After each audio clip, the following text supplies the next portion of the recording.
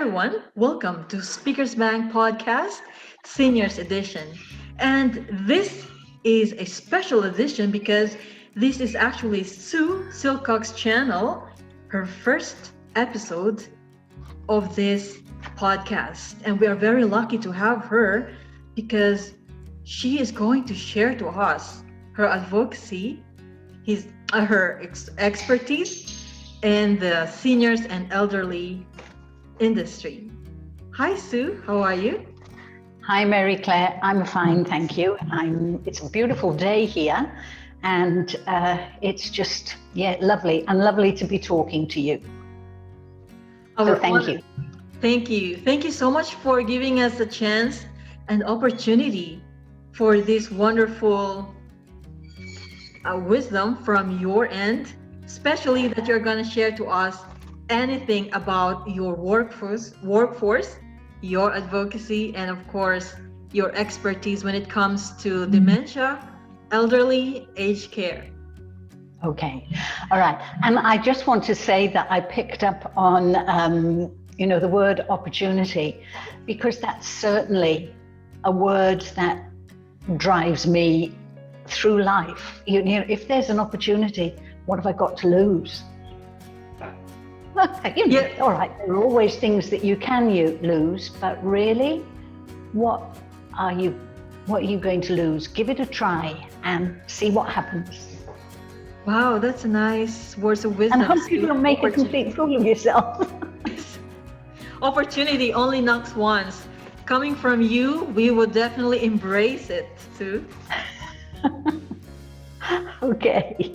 We have been looking forward to this podcast because this is what we call elderly stories, conversations, anything about elderly. Could you please share with us your advocacy and especially your interest about elders? That what makes it interesting? I'm probably going to ramble a bit now, but I think it is this idea that we all need to have some purpose. We need to know what we're here for. And I think as you get older, that becomes even more important, because as you perhaps give up work or give up, your family moves away or whatever, then many people can sit back and have no idea why they're here, what they're doing. So I think that it comes down to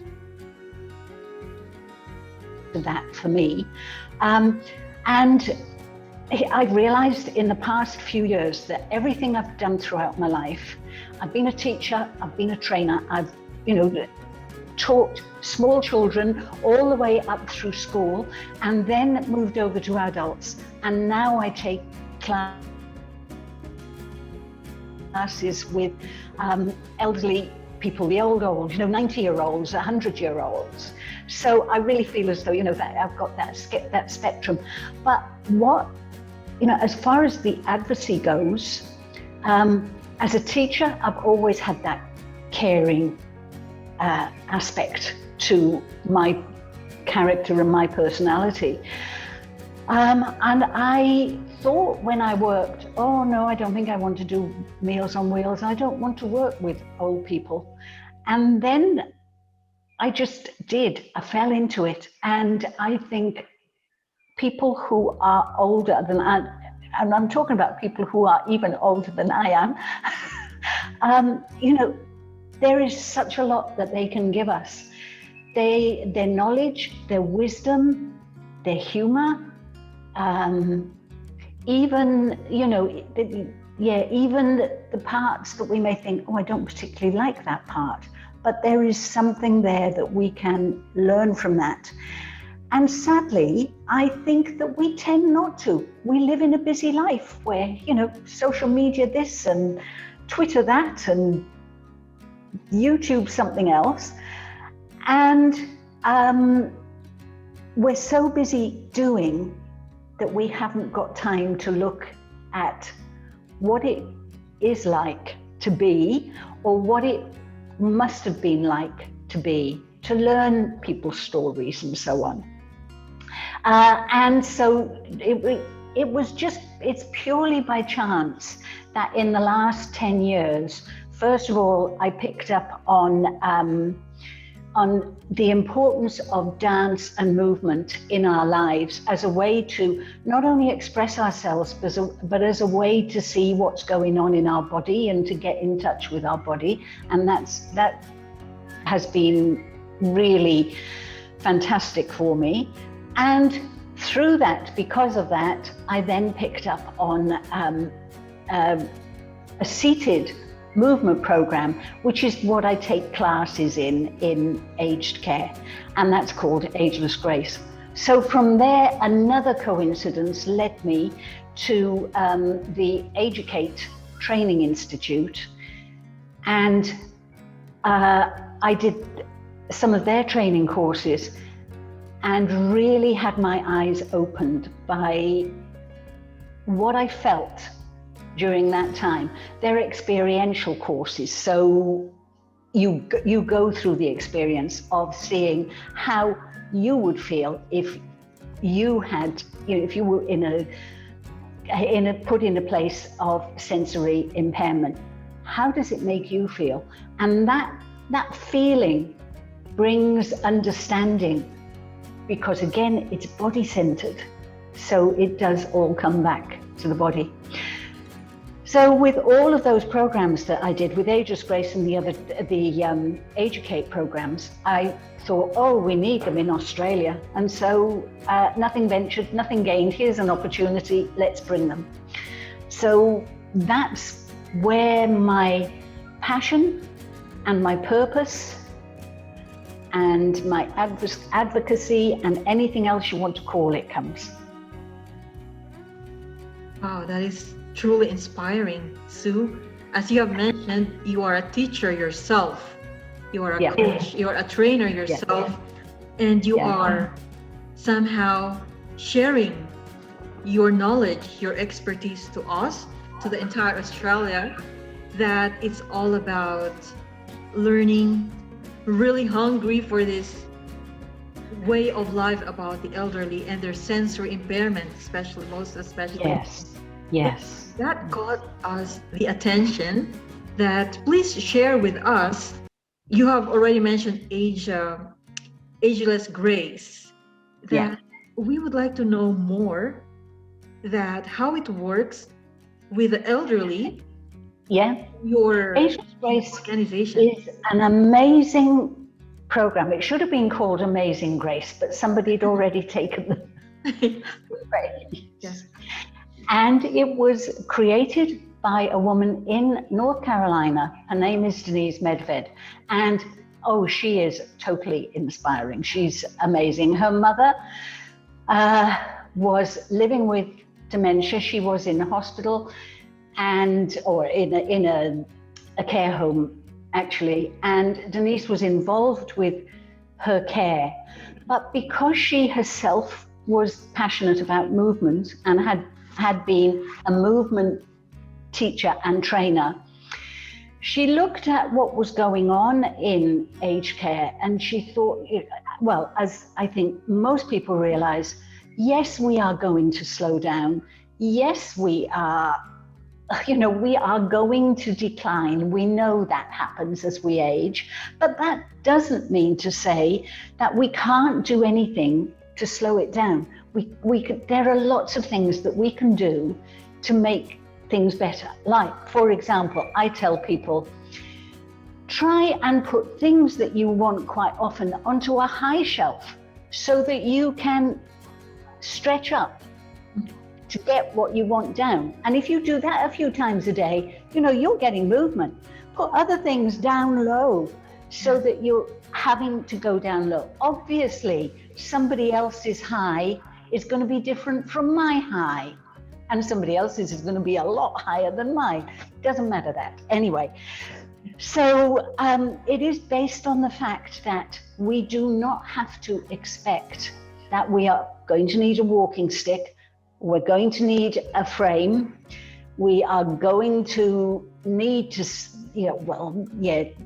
that we have to change our lives to one where mobility particularly is compromised. And of course, one of the main factors for most people these days is that our brain remains challenged all the time. Our brain health is important. So she created this program. It's got just 21 simple tools. And originally she created it for her mother. And in the hospital, or in the in the facility, I should say, they said, this is fantastic. Will you make it into a program? So she did. She made it into a program and then was able to promote it. There are about, I think the last count, more than 3,000 people across the globe who are teaching this. But the amazing thing about it, here I go again, amazing. The incredible thing about it is that it targets every part of the body and the brain. It was designed for older people, but any of us, anybody can do it. It's lovely with children because it energizes them. Because it's done seated and you make them sit down to do it. The reason we sit, it's helpful if you're frail to be able to sit because you feel more comfortable and, you feel safe in a chair. But actually, if you think about doing something, which is what we do, we have a lot of storytelling in Ageless Grace. So if you think, for example, some music might come on, it might be John Denver, and it might put in my mind skiing. And we're going to do some, the tool is that we need to do some sport. So I will say, okay, let's ski, and we'll pull our boots on, which is easy. We all know to do that. But then sitting down and thinking, oh, how on earth do I ski when I'm sitting down? It's a totally different way that your body moves sitting down than it is standing up to ski. So it means your brain has to work around how to move. So there is a schools program. It's used with Parkinson's. It's used with it's used with dementia. It's used just, with seniors. It's way ahead of its time because it is based around neuroplasticity. And I know lots and lots of programs, most programs say it's all neuroplasticity because it is, our brain has to be involved. But Denise created this way before most people had thought about that connection between the brain and the body. So it's imaginative. It is very creative. It's fun, it's playful, because it needs to be playful. You can be silly, or you can be strong and courageous, depending on that moment in time. So it's a very mindful process as well. People will come into a class, and I've been taking a class in Brisbane for more than 8 years now, and many of the people who come are the original people who came that first time. So I think that says a lot for itself. Yeah. Wow, that was very impressive, Sue. Amazing. I'm going to use your word amazing, incredible program that you mentioned about brain and coordination with our mobility movements. So we are really into your program, the way you are explaining to us, and you caught our heart. Do, Mary Claire, we're doing once a month, we are doing free online Zoom classes on a Saturday, and I'll make sure you have the link. Yes. But perhaps it might be something that you would like to consider, at a spot on your channel, or doing something like that for the people who are your audiences, which I Yes, think please. are many, aren't they? It's not, the people with disabilities. Everyone can do it at their level. Oh, Everybody is safe and secure. So maybe that's something that we will do, but I'll send you the links anyway. oh, thank you so much, Sue. We're gonna wait for it. And these are all like in a common ground that we have this mission that you are mentioning, all these particular programs, trainings that you are going to share with us as well. We are going to wait for that link that you have mentioned several times about these aged care individuals, elderlies with dementia, neurological issues, which we would like to know more, that you are going to share to us through your link. We are going to wait for it. And the word care, compassion, we believe that we heard that you have a book that you have published about care, compassion. Yes, I do. I by chance, and it was chance, I had it next to me. I didn't put it out deliberately. Yes. And that came about because I wanted to write a blog. As part of social media, I thought, oh, well, yes, I'll write a blog. And as I thought, I've got a pretty analytical mind and a fairly structured mind, though I can also be very disorganized. So I probably spend a lot of time trying to organize myself. And I thought, what can I write this particular blog about? And I thought, oh, I could do a whole series of them. And I did them around the alphabet. So it's called ABC of Compassionate Communication. So it's 26 steps to help us think about how our compassion is and if there's something that we can do to help ourselves and to help others. I wrote it from the heart. So it probably didn't take as long. Well, I can definitely tell you it's not taking as long as my next book is. But it didn't take me all that long because I wasn't thinking about a book. But by the time I came to the end of it and I put it all together, and I thought, I think this is something that's valuable. It's valuable for people who have to care for somebody and they never expected to care for somebody. And part of that is caring for yourself as well. So it's that two-way person. So if it was, for example, my daughter who had to care for us, I'd want to make sure that she was caring for herself as well. So it's those two ways. So every letter of the alphabet has its own subject, and they're very short. And I also try to give a little exercise at the end of each one to bring it together. And so I decided then that, I can't just let this go. It is valuable. So I'll publish it and see what happens. And that was an interesting process. Have you written a book yet, Mary Claire? Not yet, but with your conviction, Sue, with the alphabet, the 26 steps, somehow I'm kind of really motivated by your conviction. And as I was writing it, so A is for awareness, but A could also be about aggression, or it could be about anxiety.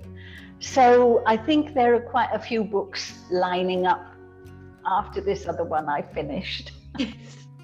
And it's funny, because people say, we've all got a book in us. And I never thought I had a book in me. I've written lots and lots and lots of training manuals in how to do something. And I thought, well, you could almost call those books, but I'll never write a book. And I think it's true. I think we do all have a book in us. And yeah, writing it's exciting. It's also rewarding. There are somebody in the United States.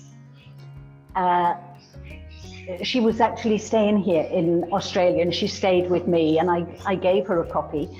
And she said, "Oh, this is fantastic." And a friend of hers was dying at that time. So when she got back to the States, she bought, I think, 20 copies. She got all her friends, and they would have a weekly meeting and go through a chapter a week.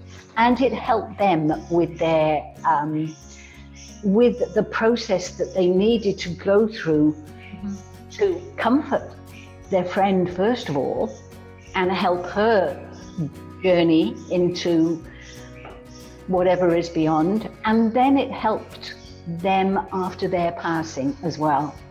And I hadn't imagined it in that way, so that was very good. And I know that there are, well, for myself, I will use it as part of a training course to just get people's mind and awareness into something that perhaps they may not have thought of before. And there are also, in the United States, there are some aged care facilities that use them in their staff training. So I think it's been more successful than I expected. It is successful, Sue. That with your success, I'm going to follow your footsteps. As you have mentioning all of this ABC, which it's very interesting, impressive, with the 26 steps. Especially you mentioned that you have a daughter yourself, that someday she's gonna use that pattern that you have there. We're just kind of, like to see the book, Sue, that you have, that you published and that you wrote it. And that's your book, the ABC. Yes, the ABC of compassionate communication. 26 steps to improve your compassion and communication. And there's my name at the bottom. Yes, and that's you. And that's a ladder in the symbol of yours. Yeah. Yeah. You have to follow from the beginning. You start from the bottom and up and on top. And how long did you write that book? Mary Claire, I think the formula is very easy. My cat's sitting here next to me, and if I wanted to write about cats, I could very well write the ABC of looking after a cat, couldn't I? Yes, of course. And that's very impressive of you, because the ABC of caring for a cat, ABC for that compassion, caring for the elderly. Yeah. You are truly brilliant, Sue, in making those stories out of those. Now, Sue, we're just kind of interested. Share your expertise, experience about these programs that you have. Although it's a work in progress, could you please share to us what is your perception about support system for these agencies for the elderly? Well, it's another one that's an evolving process.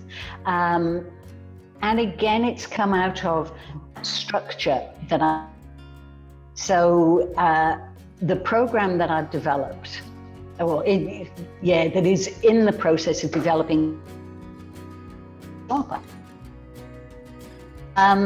is discovery.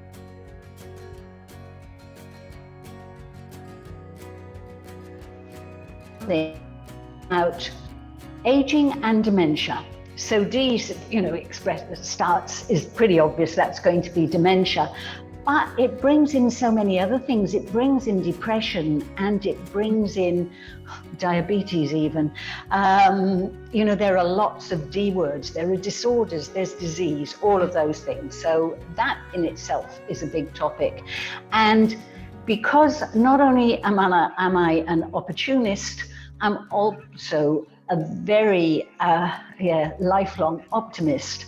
And so one of the D words that's really important to me, I've made it a D word, is delight. We have to be able to, the people, and it's so important that if we can bring delight into the lives of the people we're going to care for, we're going to be delighted ourselves as well. We're going to get that back. So it's a positive message. I stands for the individual, the person who needs the care. So this is the person-centered care aspect of it. And when I first started teaching, the buzzword at that time was child-centered care. So I've been able to transition into person-centered care in aged care quite easily, because it is very important. Doesn't matter how old, it doesn't matter how frail, it doesn't matter how infirm, it doesn't matter what the disability is, there is still that person here with us, and we can reach them in some way, maybe through a touch. But you read of such awful things or hear, and I'm afraid even see things where the person is not the important thing. It's what that person has to do to make their life easier. And so on. S is for sensory. C is for communication. O is for occupation, because, I'm such a strong advocate of the fact that people with dementia, yes, they have disabilities, but they have so many abilities as well. And we need to recognize, look for them. We need to search them out, and we need to let them utilize those so that they feel as though they have purpose and value, which is the next one, value and validation. E is for engagement, because why should you be why can't you engage with other people, engage with nature, engage with animals, engage with the people that you live with? So that's important. Reality, and then the last one, the Y, stands for you the caregiver. You are a really important person in this game. We need to look after you, but we also need you to know what you can do for yourself to look after yourself, what you can do for the person you're caring for to help them get as much wellness as is possible at where they are, and also for you, so that your risk perhaps of dementia is lessened. These are opportunities that I can use, there's that word again, that I can use for people who are doing the most amazing job. And there are so many of them, and they are saving this country billions of dollars. Well, worldwide, I wouldn't even like to think. And so this plan has been coming all along with all the different things that I've picked up, the different tools, the different techniques and different tips. And so it's actually translated now. I ask myself the question, what will happen when I get old? I'm doing the best that I can, and for my husband as well, doing the best that I can, that we can live a long, independent life, stay in our own home, which may not be this home, but stay in our own home. And then, that's what most of us would like, I know. But it's not up to me. I can do the best, but there is another plan somewhere perhaps for me. What happens then? How will my children know what steps to take? How will they know what I want? So this is an opportunity for me to express what I want while I still can. And then it also becomes a guide for them in how to do it so that, we all can, I can come, and my husband and I, we can come to the end of our lives, whatever we have to go through and however difficult it is, they have understood the process, understood themselves, and come out of it, I hope, at the end with happy memories of the time that we shared together. Because I've certainly got very happy memories of the time I cared for them as children. I'd like to think they could have happy memories of the time maybe they have to look after me. Certainly. So it's a book for what I call the accidental caregiver. I never meant, I wasn't meant to be doing this, but yes, unfortunately, Mum had a stroke or something like that. Yeah. She needs care. What can we do? And of course, I'm not saying I've got all the answers, because I certainly haven't. I've got the means to get the answers, and I've got quite a good network for people to be able to provide those answers. So basically, Discovery is turning into a community that's using YouTube and using Facebook, and we'll have groups where people can meet, obviously using Zoom, because we can reach far more people that way than trying to do it face to face. Wow. S is for satisfactorily, Sue, that your ABC that I'm trying to learn now in your language with your influence in me, it's fantastic. F as in fantastic. Thank you. Although we don't have much time, but I'm really grateful on behalf of Speakers Bank. We are really honored for all this ABC in life of your lived experience for the seniors, for the aged care, for the elderly, for the dementia, and anything about aging. Thank you. Any last Thank you. Thank you. That's been, just lovely to just say all sorts of things. Thank you so much.